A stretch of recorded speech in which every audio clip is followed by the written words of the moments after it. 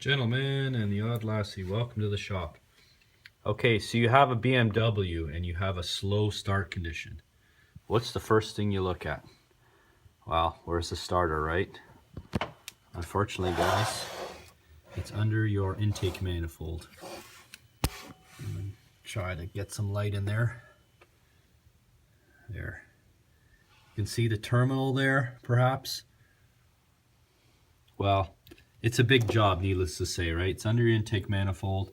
You got to remove this cowling here for the air filter. Not an easy job, okay? And you got to replace the intake manifold gasket. But don't do that. Stay tuned and I'll show you what to look for. Okay, so you're diagnosing a slow start. So the next thing you look for is how's my battery? Well, there's a eye on it, if you can see there. Oh, let me put the light down. Check your eye. If it's showing green, it should be okay. It's not a guarantee. You can check the voltage. If it's below 12, you probably have a bad cell, and that's below 12 at 20 degrees C. I actually took mine out. Not an easy job. You think a battery, hey, it's easy. Well, you see all these sensors. You got intelligent battery sensor. You got a crash sensor that disables the positive. It's heavy and you're leaning over, and putting it in is even worse. You need somebody to help move the wires over. So I had mine load tested. Hey, it showed okay. So I'm still getting a slow start. What could it be? Well, I'll show you. Okay, so in my case, I took my battery to a service center. They load tested it. They said it was perfect. It was above the rated capacity for the cold cranking amp. So what did I do? You're looking at right here. Let me explain.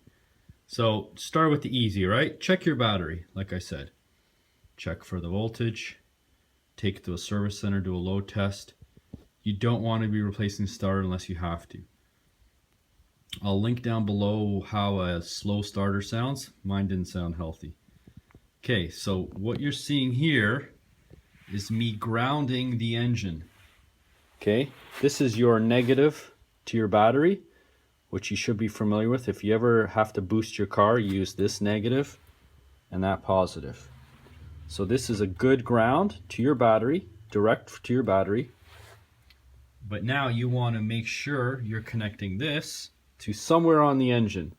You're essentially grounding your engine. I put it on this little stub here. Then try starting it. If it's a lot better, I'm going to show you what's wrong. It's actually, if you see, you can tell here, it's your grounding from your engine to your direct negative, right? The engine is independent of your chassis. Your battery is grounded to your chassis. So you have what's called these grounding straps. There's one small one there, which I checked. It's a small one. You can check for tightness on those and clean them if you need. I did both. Still was cranking slow. So I'll explain where the chassis ground is bad. But just to get back to the theory, your starter is grounded from the engine to the chassis through a grounding cable. I'm going to show you which one's bad. If this helps, you have a bad grounding cable. I'm going to show you which one's bad and how to replace it. A hell of a lot easier than replacing a starter, and much cheaper. Okay guys, if you're having starting problems like I am, if you remove the splash shield just in front of the automatic transmission, you're going to see this braided ground cable. Okay, it grounds the chassis to the engine. You see how frayed that thing is? It's green. Well, this is bad, and the way I've diagnosed it is I put a jumper wire from the engine to the chassis, and it started much easier. Okay, so I'll take a video of the new part, but that's where it is. Here you see the transmission. Okay, you just got to remove one splash shield with just a bunch of 8mm bolts, and that's it there. Okay.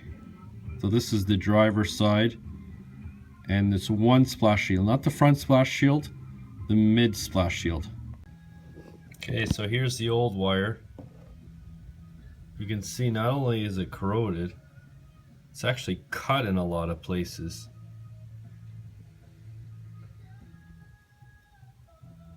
Namely at the top there. So all those strands, those braided strands that allow for flexibility, well, they're cut, so they're not conducting. Here's the new cable. Same design. Let me get you the part number here. Okay.